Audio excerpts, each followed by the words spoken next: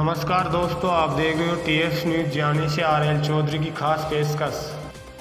आधार career institute जोमनेर में वार्षिक उत्सव एवं मेधावी छात्रों को पुरस्कार वितरण समारोह उड़ान 2022 कार्यक्रम का आयोजन किया गया। उड़ान 2022 कार्यक्रम की विधिवत शुरुआत मुख्य अतिथि राजेश दायल, विशिष्ट अतिथि हनुमान साय गुर्जर, संस्थान निदेशक इंजीनियर मुकेश जांगू, सह निदेशक सतीश बाजा, प्रिंसिपल मुकेश यादव ने मां सरस्वती के दीप प्रज्वलित कर की। विकास चौधरी पुत्र श्री विजयलाल जी चलावरिया निवासी रेटारेटी को बोर्ड परीक्षा परिणाम 2022 में 97% व जी एडवांस में टॉप रैंक लाने पर पुरस्कार स्वरूप सुपर स्प्लेंडर मोटरसाइकिल दी गई। साथ ही स्नेहा चौधरी पुत्री श्री बजरंगजी चौधरी निवासी मंडा भीम सिंह को बोर्ड परीक्षा परिणाम 2019 में 97.80 राज्य स्तरीय 5वीं पोजीशन व जी में 98% लाने पर स्कूटी देकर सम्मानित किया गया। पुरस्कारों के रूप में 2020 में 12वीं के साथ जी एडवांस में टॉप रैंक आने पर नेतराम चौधरी पुत्र श्री रामराज जाट निवासी थला को 2100 रुपये नगद व ट्रॉफी, रितेश टेलर पुत्र श्री महेश टेलर निवासी रायथल को 2100 रुपये नगद व ट्रॉफी देकर सम्मानित किया। समारोह में संत सानिध्य नरेणा धाम पीठाधेश्वर 1008 श्री श्री आचार्य परवर गोपाल दास जी महाराज का आशीर्वचन प्राप्त हुआ। साथ में डिप्टी जोमनेर मुकेश जी चौधरी ने बच्चों को संबोधित करते हुए बताया कि संस्कारों के साथ सफलता कैसे प्राप्त करें। कार्यक्रम के अंत में संस्था निदेशक, सह निदेशक, प्रिंसिपल व आधार टीम ने समस्त आगंतुक मेहमानों का धन्यवाद ज्ञापित किया। वो भटके नहीं, क्योंकि मैं आपको एक चीज़ बताना चाहता हूँ कि जब 11th में हम 10th क्लास से 11th में आते हैं तो ये होता है, और हमारे समय कोविड चल रहा था तो 11th में इतनी अच्छी नहीं हो पाई थी। लेकिन फिर भी इन गुरुजनों का मैं एक बार पुनः धन्यवाद देना चाहता हूँ कि जिन्होंने कोविड में 11th अच्छे से नहीं हो पाई लेकिन फिर भी क्रैश कोर्स चलाकर अच्छे से उसे करवाया। और एक कि जब आप डिप्रेशन में आ जाए तो एक उदाहरण देना चाहूँगा कि जब हम गांव से शहर जाते हैं तो सबसे पहले हम गलियों से निकलते हैं, उस समय कीचड़ आता है, गड्ढे आते हैं। जैसे ही गांव की रोड पर आप चढ़ेंगे तो वहाँ पर कीचड़ खत्म हो जाएगा, गड्ढे रहेंगे। लेकिन जैसे ही शहर की रोड पर आप चढ़ जाएंगे तो वहाँ पर गड्ढे वड्ढे कुछ नहीं रहेंगे, बस थोड़ा सा ट्रैफिक रहेगा।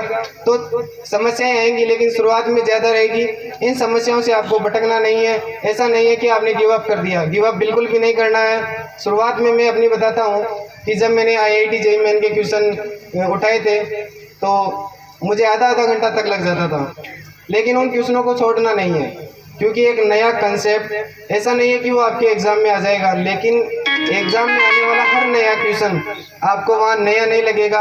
आपका माइंड अपने आप वहाँ पर अच्छे से काम करेगा।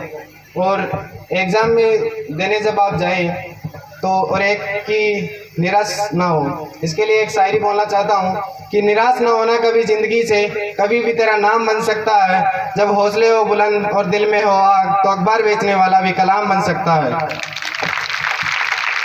हेलो,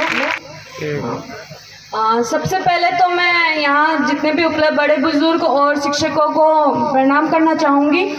मैं जिस मुकाम पे हूँ उसका योगदान मेरे परिवारजनों को और मेरे शिक्षकों को जाता है। जब मैं 11th में यहाँ आई थी तब मुझे IIT के बारे में कुछ भी नहीं पता था। ये एग्ज़ाम क्या होती है, कब देनी होती है, इसके बारे में कुछ भी नहीं पता था। सब सर बोलते थे हाँ बेटा तुझे ये करना है, तो फिर हम पढ़ लेते थे, जो देते थे उसे कर लिया करते थे। पर जैसे जैसे 12th में आए तो फिर हमें पता चला कि हाँ कि कितने बच्चे निकलते हैं इस एग्ज़ाम में, कितनी टफ होती है। फिर हमने जो स्टार्टिंग से चला आ रहा था कि हाँ जो सर ने दिया वो हमने कर लिया, तो वो तो रेगुलर होता था। फिर हमने थोड़े एक्स्ट्रा आवर्स दिए, हमें जो हमें अलग से पढ़ना होता था, जैसे कुछ कॉन्सेप्ट समझ में नहीं आया तो वो क्लियर करते थे, और सर से क्वेश्चंस करना क्लास के अंदर। हाँ, 11th क्लास में था कि मैं सर से क्वेश्चंस नहीं पूछा करती थी। हाँ, किसी बच्चे को क्वेश्चन तब नहीं आता जब या तो उसे सब कुछ आता है या उसे समझ में नहीं आ रहा जो क्या चल रहा है। तो अब ये तो था नहीं कि मुझे सब कुछ समझ में आ रहा है, और दूसरा भी नहीं लगता था कि हाँ मुझे कुछ समझ में नहीं आ रहा।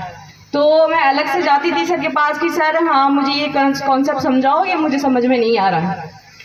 तो उसके बाद सर ने काफ़ी हेल्प करी। फिर 12th में जो एग्ज़ाम्स थी, ऐसा नहीं है कि बहुत लोग समझते हैं कि कंपटीशन के साथ साथ तुम्हारे बोर्ड के परसेंटेज गिर जाते हैं, ऐसा नहीं है। कंपटीशन क्या करता है, तुम्हारे 3 सब्जेक्ट्स को मजबूत करता है, चाहे वो PCM हो या PCB हो। तो बाकी 2 सब्जेक्ट्स होती है वो तुम्हें एक्स्ट्रा में पढ़नी होती है। क्लासेस भी तो लेते हो तुम हिंदी इंग्लिश की, तो क्लास में जितना पढ़ना है उतना पढ़ लो, फिर बाकी का घर पे जाके पढ़ लो। और बाकी मुझे जब 12th का रिज़ल्ट आया था मेरे को नहीं पता था कि मेरे 97.8 बनेगी। और तो मैं ये कहना चाहूँगी कि nothing is impossible if you try, everything is possible, चाहे वो कंपटीशन में हो या बोर्ड एग्जाम्स।